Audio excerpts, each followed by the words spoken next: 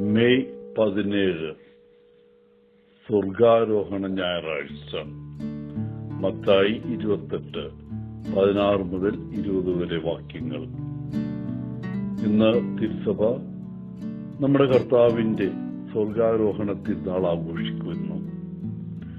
4 സുവിശേഷങ്ങളിലും അപ്പോസ്തലന്മാരുടെ നടപടി പുസ്തകത്തിലും യേശു ക്രിസ്തുവിന്റെ സ്വർഗാരോഹണത്തിന് സാക്ഷ്യം വഹിക്കുന്നു. അവന്റെ പുനരുദ്ധാനത്തിനും പ്രത്യക്ഷീകരണത്തിനും തൊട്ടു പിന്നാലെ യേശു തന്റെ അനുയായികളെ ബെഥനിക്ക് സമീപം നയിച്ചു അവരുടെ സാന്നിധ്യത്തിൽ സ്വർഗത്തിലേക്ക് ആരോഹണം ചെയ്തു. മർക്കോസ് പറയുന്നു, കർത്താവായ യേശു അവരോട് സംസാരിച്ചതിന് ശേഷം അവൻ സ്വർഗത്തിലേക്ക് എടുക്കപ്പെട്ടു, ദൈവത്തിന്റെ വലതുഭാഗത്തിരുന്നു. നടപടി പുസ്തകത്തിൽ രേഖപ്പെടുത്തുന്നു, അവൻ ഇത് പറഞ്ഞ ശേഷം താൻ ആരോഹണം ചെയ്യപ്പെടുന്നത് അവർ നോക്കി നിന്നു.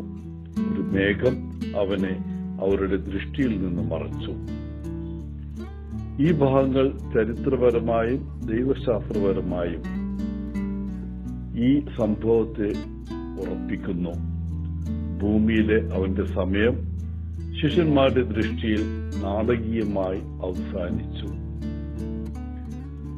അതിനാൽ യേശുവിന്റെ സ്വർഗാരോഹണ തിരുനാൾ യേശു നമുക്കായി ഭൂമിയിൽ ചെയ്ത പ്രവൃത്തിയുടെ അവസാനത്തെയും പിതാവായ ദൈവത്തിലേക്കുള്ള അവന്റെ തിരിച്ചുവരവിനെയും ആഘോഷിക്കുന്നു. അവന്റെ സ്വർഗാരോഹണത്തിന് തൊട്ടു പിന്നാലെ പരിശുദ്ധാത്മാവിന്റെ അയക്കുമെന്ന വാഗ്ദാനം ചെയ്യുന്നു. ആ ആത്മാവിലൂടെ യേശു നമ്മോടൊപ്പം ഇന്നും തുടരുന്നു. സ്വർഗാരോഹണത്തിന്റെയും പെന്തക്കോസ്തയുടെയും സംഭവങ്ങൾ ഒരുമിച്ചെടുത്താൽ യേശു ഇപ്പോൾ നമ്മുടെ മുമ്പിൽ എങ്ങനെ സന്നിഹിതനാണെന്നും അതേസമയം നമ്മിൽ നിന്ന് എത്ര അകലെയാണെന്നും ഓർമ്മിപ്പിക്കുന്നു.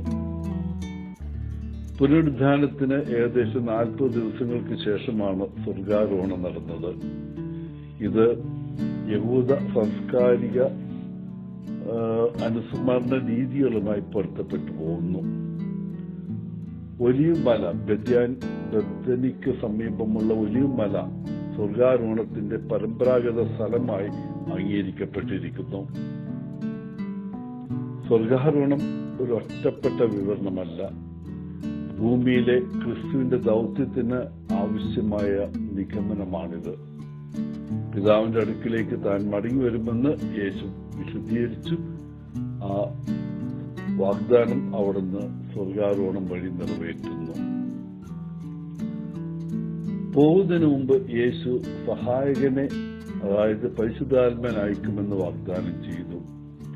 സ്വർഗാരോഹണത്തിന് 10 ദിവസങ്ങൾക്ക് ശേഷം പെന്തക്കോസ്ത ദിനത്തിൽ പരിശുദ്ധാത്മാവ് നൽകപ്പെട്ടു.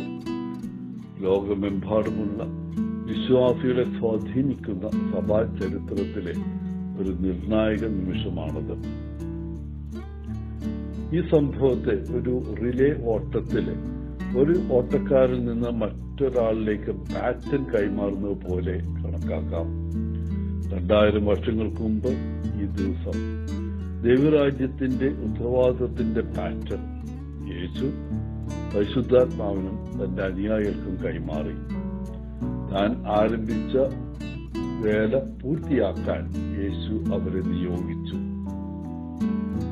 ഇന്നത്തെ ആദ്യത്തെ വായനയിൽ യേശു തന്റെ ശിഷ്യന്മാരോട് ഭൂമിയുടെ അറ്റങ്ങൾ വരെ തന്റെ സാക്ഷികളായിരിക്കാൻ പറയുന്നു.